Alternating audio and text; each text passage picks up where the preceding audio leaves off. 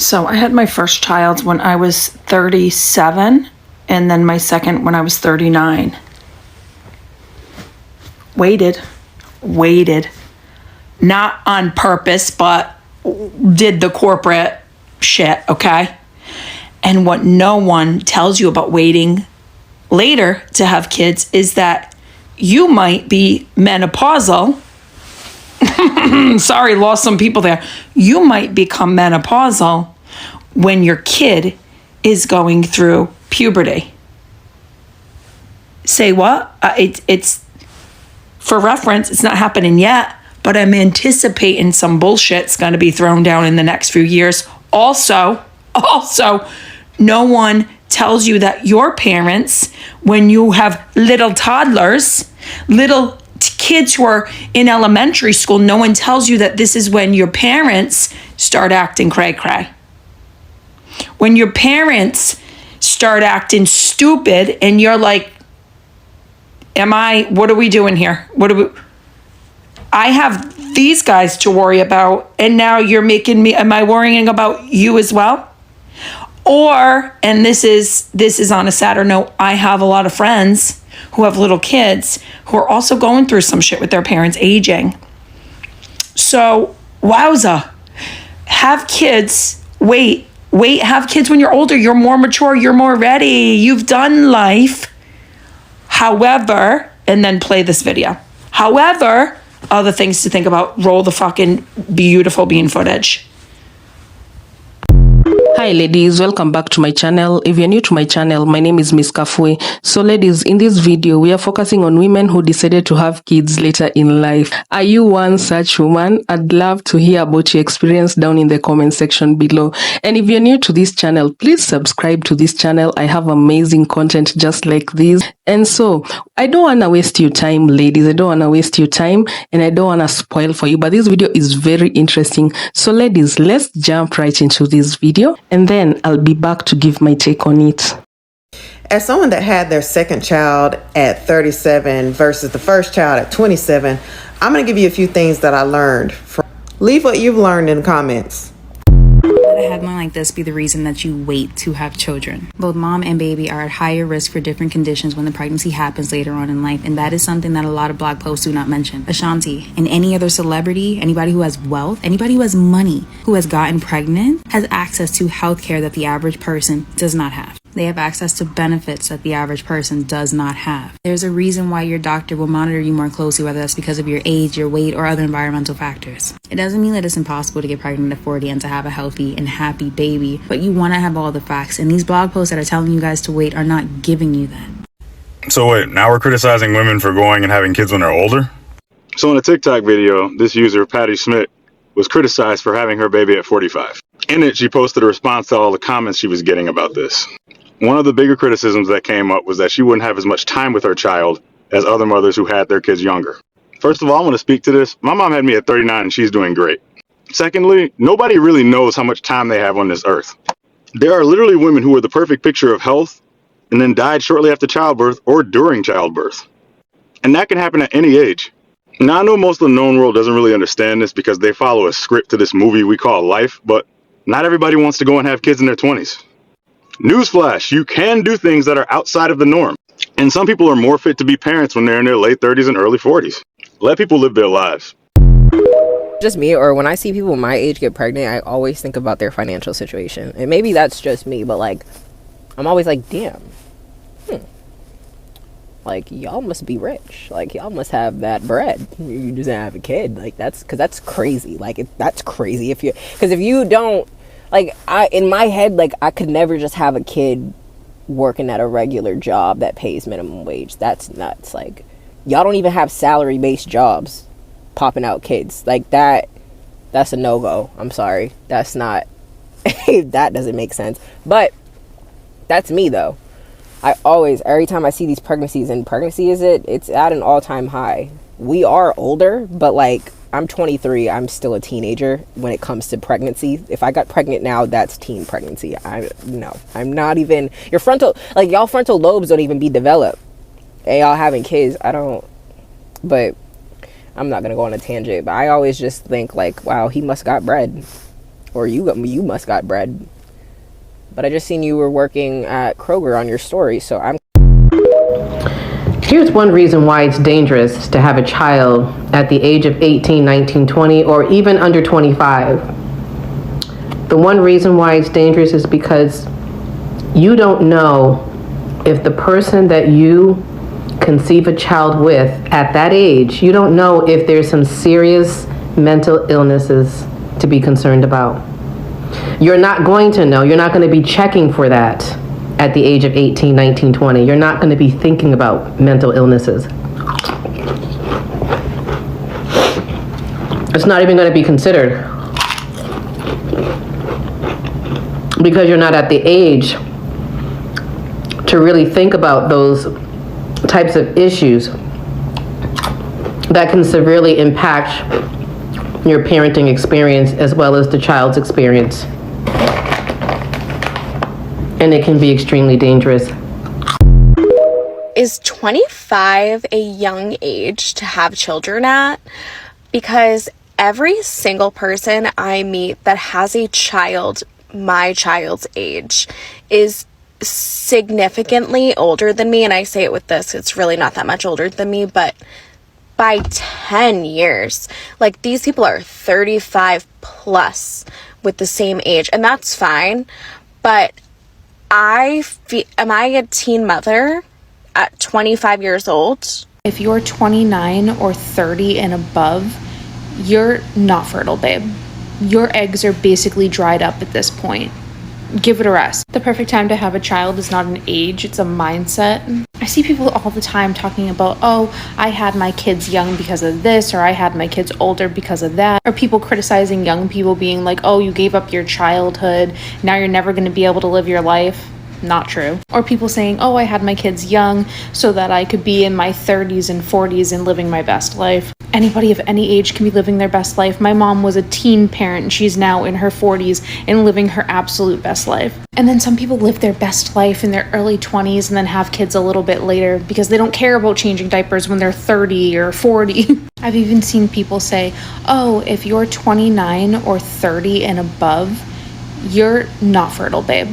Your eggs are basically dried up at this point. Give it a rest, give it a break. As a way to defend why they had children, you never need to defend yourself for the age that you had your child at. If you are someone who is ready to not be selfish and to put someone else as just as high of a priority as you put yourself, if not more, you're ready to be a parent. And people just shouldn't be shaming other people or putting each other. Plus, having kids at like 29, 30, you're not going to be changing diapers in your 40s. I mean, unless, of course, a child has a reason for why they're still in a diaper when they're 10. I don't know very many people that are changing their 10-year-old's diaper.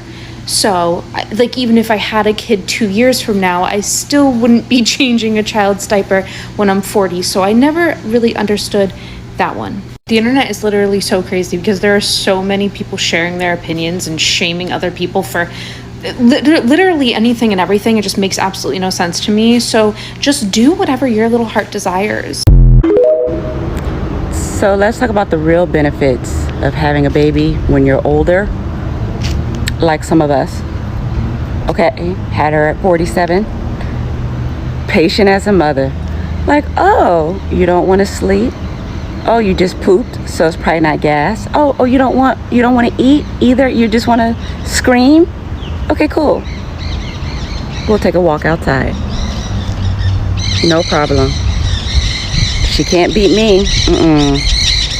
Patient as all get out. She got a little seat. Look. Okay. Put her in her little outside chair, and we just kind of walk the neighborhood driveway back and forth. I am unfazed. Welcome to having an old mommy baby.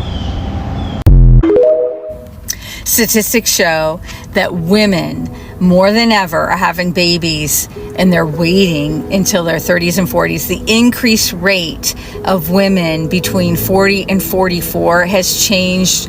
It's up 6% over the last couple of years, and women over 45 having babies is up 12%. And we know that women in their 20s is decreasing in terms of having babies. So this is a phenomenon that is happening. And I am in that 40-year-old age bracket of having a baby at 40 and wondering if you all are feeling the same way about this, because there is this sort of very subtle background, ever-present worry of, gosh, when my baby is 18, graduating high school, I will be 58. When my baby is at getting married, I possibly could be 70. When she's having babies, I could be 75 or 80. And it makes me tear up thinking that, you know, her wedding day, and I think about my husband walking her down the aisle and the person I want to be when that happens, or when she's having her baby and I'm in the delivery, hopefully I'm in the delivery room with her. I'm an OBGYN, although we argue about that. And, but that day when she has that baby, you know, what kind of person in terms of health-wise do I want to be? Do I want to be that person, that 70-year-old fragile, demented, almost headed to a nursing home? Or do I want to be that person that's vibrant and young and feels like she's 30 again? And I would do anything possible to make that happen for me. And that is what I have been doing over the last several years. My name is Dr. Laura Fortner. I'm an OBGYN and DNA mapping expert. And I found the most revolutionary, mind-blowing medical DNA genomics that honestly every woman should get. Doesn't matter. I mean, I'm telling you the story about my baby and me having her at the age of 40 and what I really think about. I mean, the other thing is, you know, my dad dies of Alzheimer's. My brother died young at the age of 49, and I would do everything right now in my power to make sure that I'm here for my kids. Now, it's not just my baby. I have 3 other older kids. But when you think about these things, it truly puts things in perspective. Like, who do you want to be in terms of your health with your children as they age? And what does that look for you? Are you someone that is just waiting and then when you feel bad, go to the doctor? Or are you somebody that wants to really know? You want to know the root cause of what's possible for you to get based on your DNA and how you could intervene now and prevent it. Because we know that our body lies to us. We know that our bodies compensate for years before something comes to fruition. I mean, I just had a wonderful colleague of mine, a dear friend of mine, just got diagnosed with rhabdomyosarcoma, and puts it in perspective for me. She's my age, and that one cancer has been developing in her body for years. It didn't just start overnight. And I want to know that. I want to have exact precision medicine on me, not the generalization of the entire population, because in order for me to correct what I need to do for my body to age well and appropriate, to decrease what we call our biological age. You know, we're chronological age. We all know what that is, right? Every year we age chronologically, but biologically, your cells can be younger. It is possible, and the science is here. The DNA science is here. And so instead of blindly treating yourself, instead of going to the doctor when you get symptoms, and some of you may not have symptoms now, it might be encouraged, like, listen, let's go get it. Some of you might have symptoms like I did. I mean, I felt like I waited too late. I was in perimenopause, full-blown, massive symptoms, wanted to resolve them, worried about what it meant for me in terms of aging and what I was going to get, watching grief with my dad and my brother dying and trauma that I had. And so I wanted to do everything possible. When I think of my kids, I want to be around for them. I want them to have a mom that is energetic, that's running around with their kids, that at 100, she is doing incredible things and running with her grandkids, playing with them, without all the ailments and that chronic disease later on. I could just tear up when thinking about my kids. So, like, save, and share for more. Follow me. Okay, I don't know if it's just me, but I'm 25 and I'm pregnant, and sometimes I feel like I'm a teen mom. Like, I'm like, oh my gosh, like, I'm a teen mom. I forget, like, I'm 25, and 25 is, like, an age where it's, like, normal to get pregnant. Like, I'm married, like, this is normal, like, having a baby next after getting married. But, like, when I'm in public, people look at me like I'm, like, it's like a teen pregnancy or something, because it's, like, I feel like everyone has their kids in their 30s now, so, like, being 25 and pregnant is, like, the new teen pregnancy or teen mom. And it's like, I have my little bump, like, even when I go to the gym and I just catch people doing, like, the double take, and it just feels so weird. I'm like, I'm an adult, like, this is gonna be my child, like, I'm gonna be responsible. I don't know if it's just me that feels like this, but, like, that's what crosses my mind all the time. Having your first baby in your 30s is an elite experience, let me tell you why. While I don't think there's a perfect time to have a child, because I think it's such a life-altering experience, I do think there was some personal markers of readiness that helped me come to that decision. The first one being financial and resource readiness. I grew up in a single parent household. I did not grow up with money. I grew up with the opposite of money. And it was so important for me to provide a better life for my daughter than I had. And I wanted to make sure we were financially in a situation to provide her with personalized care. For me to have postpartum support. At one point we had a night nanny when I was just really in the trenches of postpartum. We had her come in twice a week, and we would not have been able to afford that in our 20s. We had to save for it while I was pregnant, but it was definitely a privilege to have that support postpartum. In terms of resource readiness, I uprooted my entire life from New York City to Texas to be close to my mother and my sister, because I wanted my daughter to grow up with a village. Like, I don't rely on them for childcare, but I wanted her to grow up with the nurturing and family support that my mom and my sister provide her. So financial and resource readiness was a big one for me. The second one, relationship maturity readiness. My husband and I have been together for 16 years, married for 10 of it, and we have seen each other through funerals, friend deaths, financial ups and downs, career failures. We have seen each other at our lowest and our most stressful periods of life. And when you have a newborn, that's where you're at. Your marriage is tested. You are extremely stressed out. You are underslept. You're tired. Your life has been altered.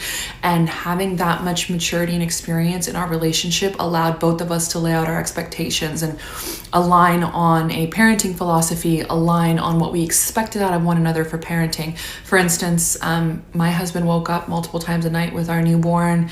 It was something really important to me. He believes that we're both going to work in the morning. And so while I was on maternity leave, my job was the care of our newborn. In his job, he had more of the ability to you can zone out during a Teams call. You don't have to turn your camera on. You can kind of just participate. But I did not have the luxury of zoning out while caring for a newborn. So before we had our baby, we were like, I expect this out of you. I expect this out of you. This is the support I need. For him, his walks in the morning were really important to, help him feel centered. So you just have that relationship maturity where you're just like, listen, bro, we've been together for a really long time. This is what I need out of you. So relationship maturity and experience is a big one for me. And then last but not least, professional readiness. I have been climbing the corporate ladder for a really long time. And while I'm not at the very top, I'm not at the bottom either. And I, at this stage in my career, was able to establish boundaries that I would not have been able to establish earlier on. In my 20s, first one to raise my hand for projects, first one in the door, last one out. I just did not have it in me. I was grinding. I did not have it in me to take care of a child at that time. And, fast forward to postpartum, I distinctly remember the second day I got back to work, I was on a 4:30 call with the COO of the company. And she asked me if I could stay on till 6 to discuss a deck for a presentation the next morning. And I kind of had this moment where I was like, here I go, I'm about to pay the motherhood tax. And I told her, no, I cannot, I have to be with my child. I would not have felt as empowered at the early stages of my career to say no to the COO of a company as I did in that moment. And so I think that professional readiness is really important. So those three things, resource readiness, relationship readiness, and professional readiness, those are the three main markers that I think make having your first baby in your 30s an elite experience. And the last thing, honestly, is just I don't have FOMO. Like, my husband and I, we have traveled, we've done things, we've had so many experiences together. There's not a world in which I feel like I missed out on anything because I have a baby now. I did it all, and now I get to have the blessing of doing those experiences with her. So, you know, do I regret not having my baby in my 20s? No, I think I'll be an older parent as she ages, and I'm trying to maintain my physical and mental health, but I think it's the best decision I ever made. The best age to have a child is in your 30s. We have money, we have wisdom, we have experiences. Hopefully, some of you guys have a solid partner where you can go in this with. Honestly, 30s is elite. I'm not saying it's for everyone, but for me, this is 30s. Thank God my daughter is getting this version of me and not the 20-year-old foolishness. I got a taste of single motherhood today because my sister left me with the baby all day, and this ain't for me. I'm not cut out for this. Like, this is too hard. I don't know how y'all do it. Literally wanted to get some Chinese food. Okay, not a big deal. I just put in a pickup order. I gotta take the baby with me. Okay, whatever. Can't even leave the baby in the car. You can't leave a baby in the car. I'm gonna be in and out. But I still gotta take the whole baby in with me so I can grab my food, come back, and then put the baby all back in the car seat in the car again. Loading the dishwasher.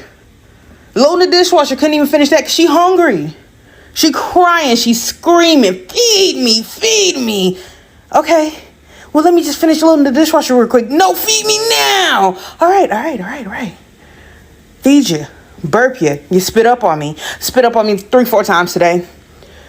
I stopped changing shirts. I'm not wearing a shirt right now. She's not wearing a shirt right now because she just keeps spitting up.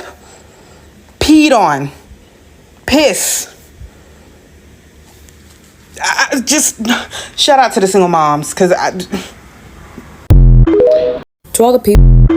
If you're going to have children, do it young. Do it in your 20s. Do it when you're 18.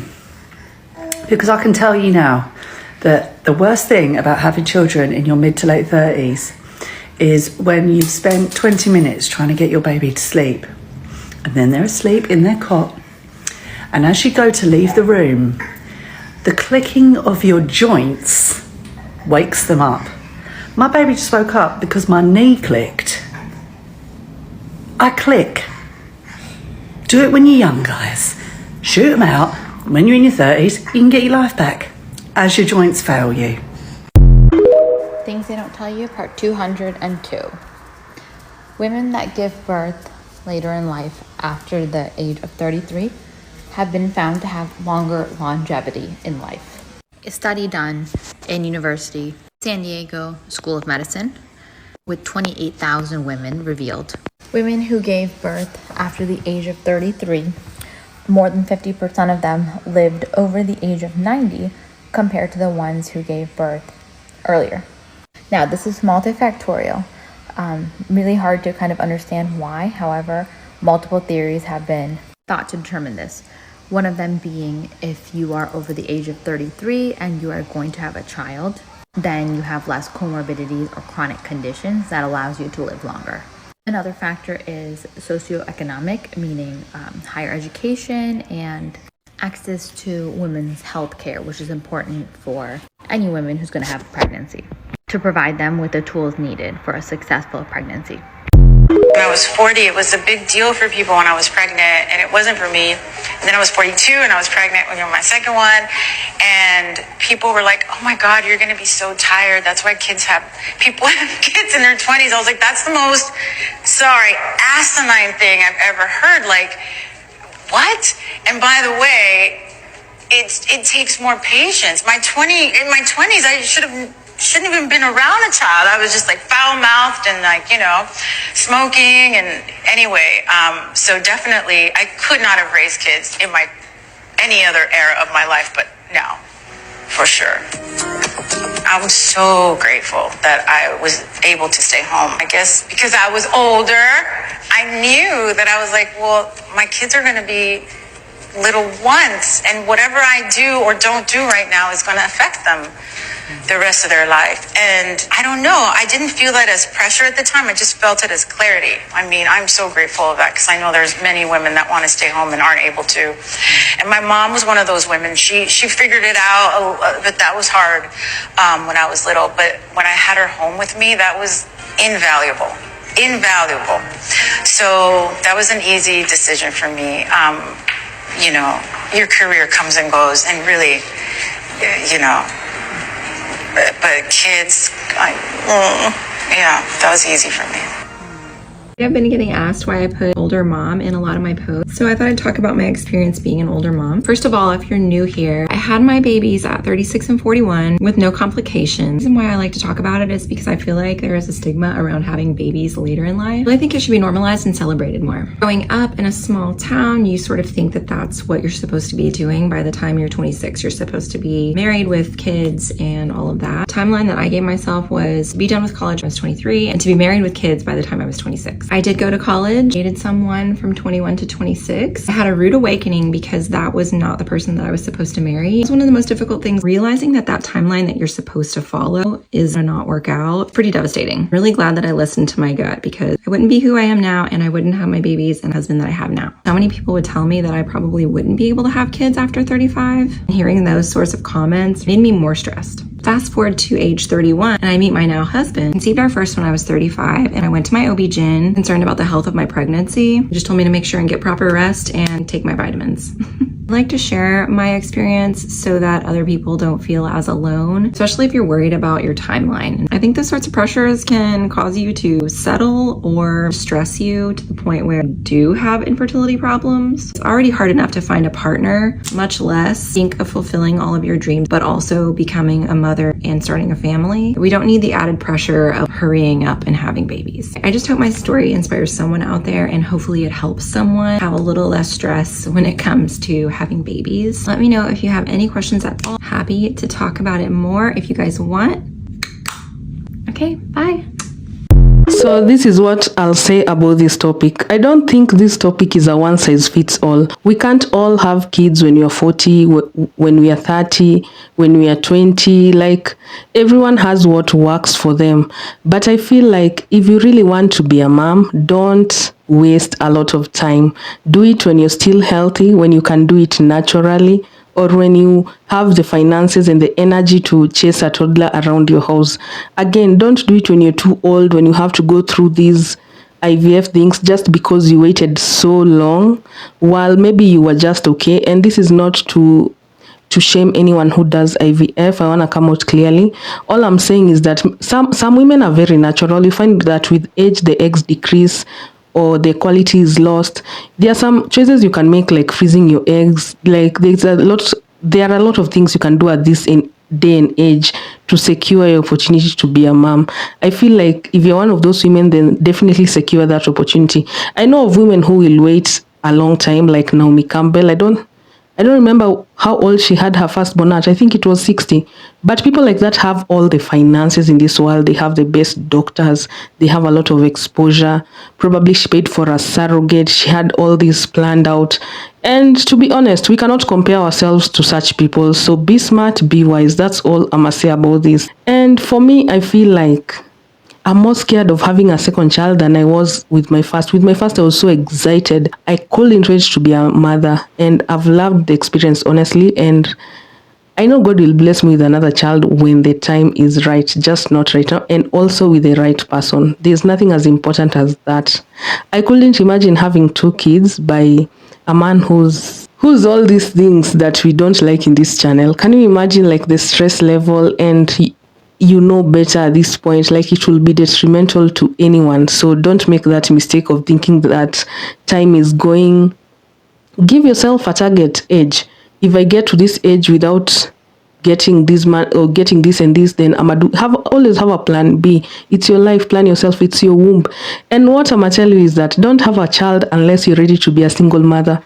As much as it sounds so bad, let me tell you, from the other video, there's a lady who said this: don't have a child unless you're really ready to be a single mother, psychologically, mentally. And what she meant by that is that Have a child for you, have a child for yourself. Unless you're not having a child for you, unless you don't really want the child, unless you don't want to be a mother with every fiber of your body, unless you're not okay with things may go haywire in the future whereby the father may not be in the picture. You know how these men are. Nowadays, men are very bad fathers, like most of them. Of course, we know it's not all of them. By now we know that, but be very careful even with the families you're having children with. Like being with the wrong man, having kids with the wrong man can age you out. It can drain the life out of you. And once you have a child, if you're listening to this and you don't have children yet, your life basically ends. It's true, it ends. Not really ends, like you can't do the things you do, but you become a whole new person. It changes you completely. And the lady who said that you'll never get your body back, that is so right. For me, I've never been able to recover it. And it's about time I start accepting, but I'm working on it. I'm heavily working on it. Like I told you guys, this year, hey, I must achieve my body goals. Okay, that is my main goal this year. Hey, like try as much as possible to stay fit. Even if you can't get that body that you had, stay fit. Build core strength, like you said. I think that's very important. Like be flexible, stretch a lot, especially your back. Watch your diet, drink a lot of water. For me, I take water and chia seeds. I also take a lot of okra water. Like it makes me feel good, especially in the morning when I wake up. It makes me feel so good. Yes, eat fruits, breathe in fresh air, interact a lot with nature. That is what I can tell you. I know it sounds so cliche whatever I'm saying, but for real, me last year by the around September, I started like going to these places in my country whereby I've never been, and to be honest, most people have never been. We have people here in Africa who have never been to so many beautiful sites that I'm sure even you guys would want to come and go on a safari to, but you find that they've never been to these places, but they're in the United States, they're in Canada, they're wherever. So I decided, let me start with my country. Let me start touring this country, these local places that are so beautiful. And I was amazed. Another thing, interact with art. For me, art really did it for me. When during Christmas, I went to a major gallery art museum, and the art was breathtaking. I don't know, but yeah, those are, I don't know even what I was saying. I'm sorry to go off topic, but I hope you get my point. But I cannot argue with the fact that you have a very big financial advantage when you have children in your 30s, because these women have already climbed the corporate ladder. They've already lived about half of their lives. They've already had fun. They've already met a lot of men. If they're in a relationship, the relationship has matured. Like it's good even to have a partner whom you've seen in very many stages in your life. But the lady who said that they've stayed for 16 years, that is crazy. Unless they started dating from like 15 years old, then that is understandable. But 16 years, like right now, if you met a person, will you stay 16 years without getting a child? Let's be honest, 16 years is too much. Okay, maybe for me, but for me, I feel like it's too much. Anyway, there's no time frame whereby you can vet a person correctly. But me, I'd say, okay, me, I vetted my ex with 3 years before I had a child with him, and oh my God, I was still not wrong.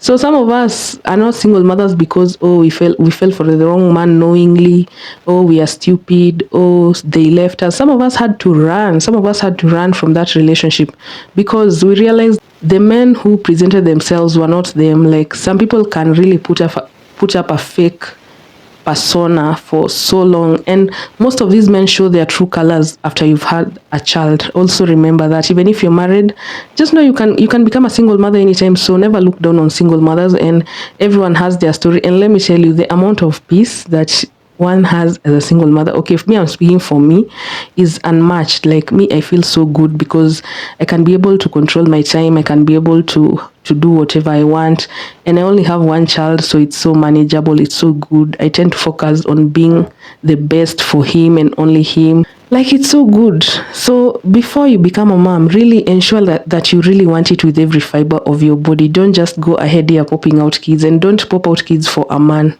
Pop out kids for you, because you want the child, not for no man, because you'll be very disappointed. And also have children that you can support on your own, financially, physically, psychologically. Have a number of children that you can support in your own. I remember this couple, I think it was last year but one. These years are going by so fast until sometimes I lose track.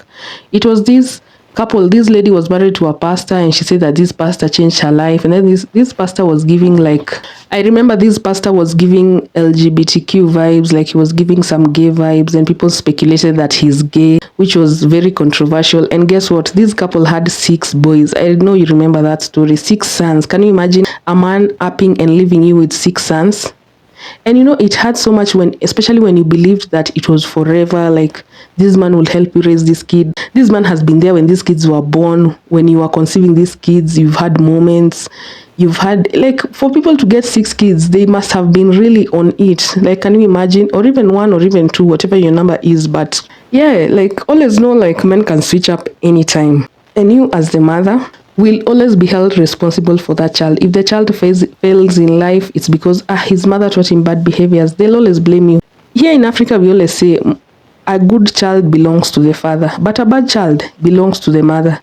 Because when the children are bad, fathers tend to claim, hey, those are not my traits. Hey, they tend to distance themselves from you if you're a bad child here in Africa. I don't know about other societies, but for the mothers are the ones who are always there for their children during the bad days, during the days whereby they're being chased from school, during the days whereby they have character or behavioral problems, during the days where maybe it's your daughter and she's pregnant. Only your mother can be there for you so much. But men won't sympathize with you. Men are not nice people. They won't sympathize with you.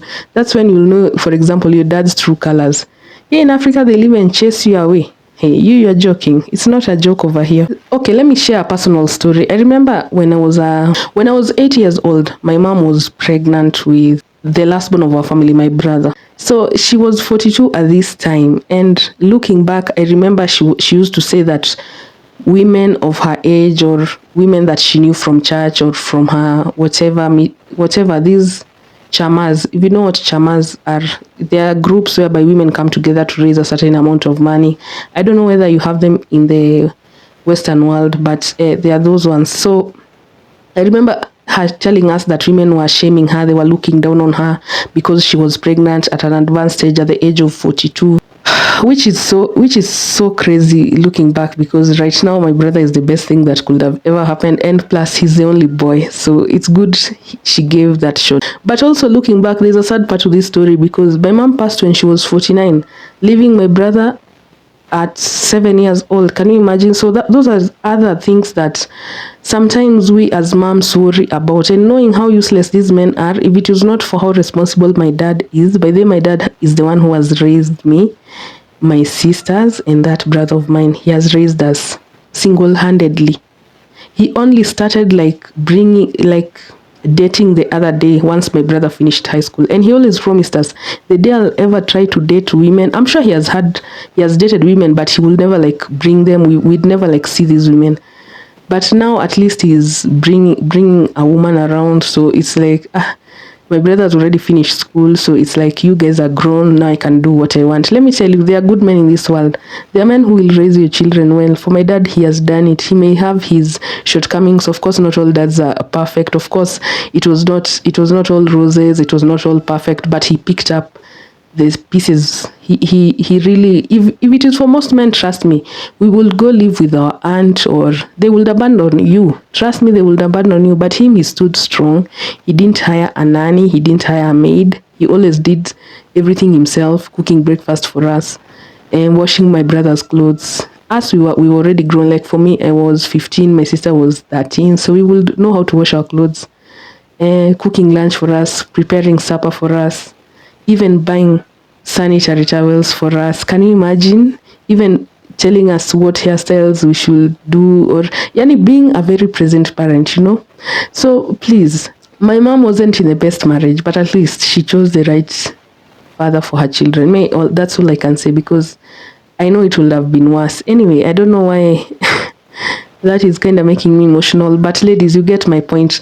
This topic of having children later in age, I feel like these topics, I feel like everyone is a mom despite the time they have a child, or despite the style they choose to welcome the child into this world, or despite whether they are corporate moms, stay-at-home moms. We are all moms. So Let's embrace each other. I don't know whether you love this video, but I really enjoy this video. I hope you did too. So leave a comment down below in the comment section. And if you watched this far, please leave 2 heart emojis in the comment section down below. Tell me where you're watching from, and I'd really appreciate.